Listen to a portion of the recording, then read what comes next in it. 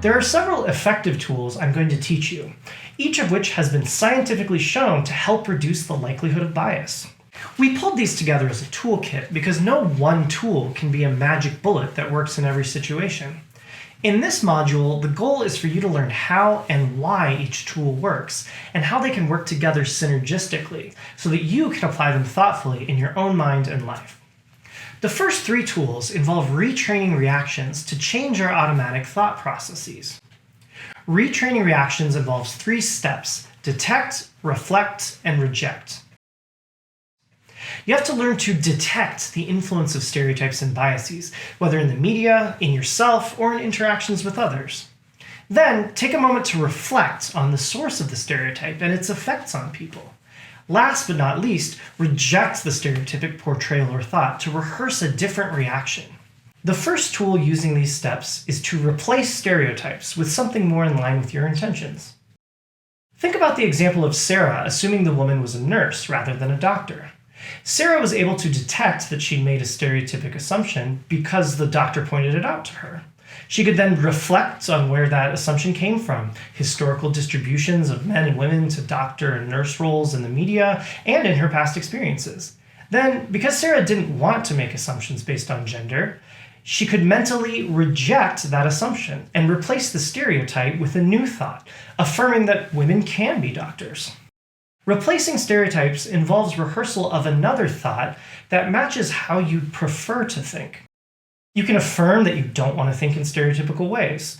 If you recognize you've made an untested assumption, you can ask, "How do I know?" and point out to yourself that the assumption came from a stereotype rather than real evidence.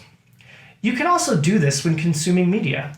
If you see a black person portrayed as a criminal on TV, you can remind yourself, that's a stereotype and not all black people are criminals. Anything that replaces or contradicts the stereotype will help reduce bias over time because it rehearses a different mental association. A second tool for retraining reactions involves how we explain other people's behavior.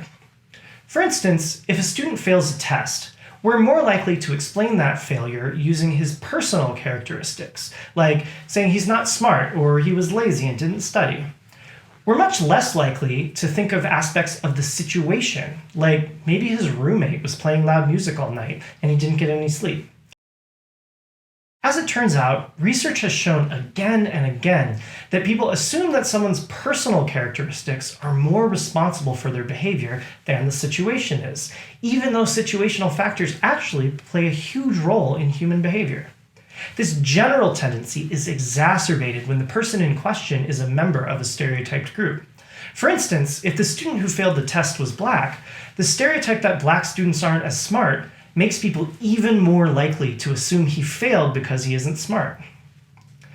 A tool to help retrain reactions like these is to consider situational explanations, actively generating ways that the behavior could have been caused by situational factors outside the person.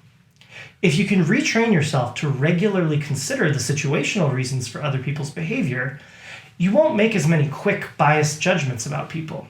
Also, because most people's behavior actually is influenced by the situation, you'll get better at understanding people's behavior in general. You can also do perspective taking to retrain your reactions. Perspective taking involves imagining what it would feel like to be in another person's situation. You can't actually know what it's like to be a member of a different race or other social group, but making the effort to try to understand another person's point of view builds a mental and emotional connection that helps people overcome stereotypes and bias. In the example about Sarah, once she detected that she'd made an assumption, she could reflect on what it was like for that woman to have people constantly assume she's a nurse rather than a doctor because of her gender. I have a friend who has a Muslim name, and when he travels, about a third of the time, he gets pulled out of the security line at the airport for extra screening. As a comparison, I also travel often, and I have never been pulled aside for extra screening. I can do perspective taking and think about what it must be like to go through that. How does it feel? How annoying is it for him that he always has to arrive 3 hours before his flight just in case he's pulled aside again? When people do this kind of perspective taking, they tend to think that's not fair, I wouldn't want that to happen to me. And it leads them to develop empathy and put more effort into working to reduce bias and make sure that they don't express bias that contributes to these kinds of experiences. These 3 tools are effective ways to retrain reactions. The key here is to catch the stereotypic thoughts or portrayals and redirect things to reinforce a different mental habit. The more you can detect stereotypic assumptions or thoughts, reflect on them, and reject their influence, the better you will be at reducing bias. Replace stereotypes to reinforce different thought patterns.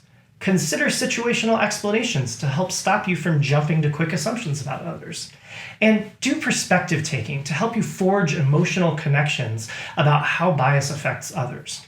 If you practice these 3 tools regularly, they will rehearse new thought patterns that will themselves become habitual, countering the biased mental habits.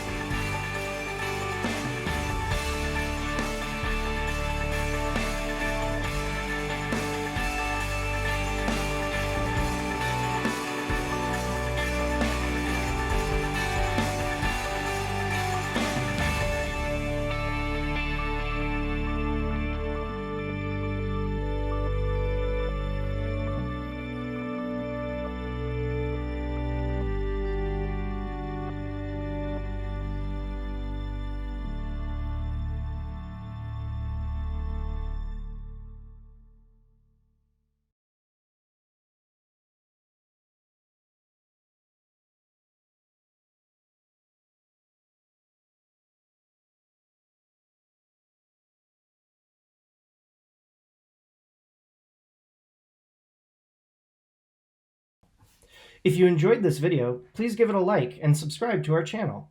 To be notified of when we post new videos, click the bell icon to turn on notifications.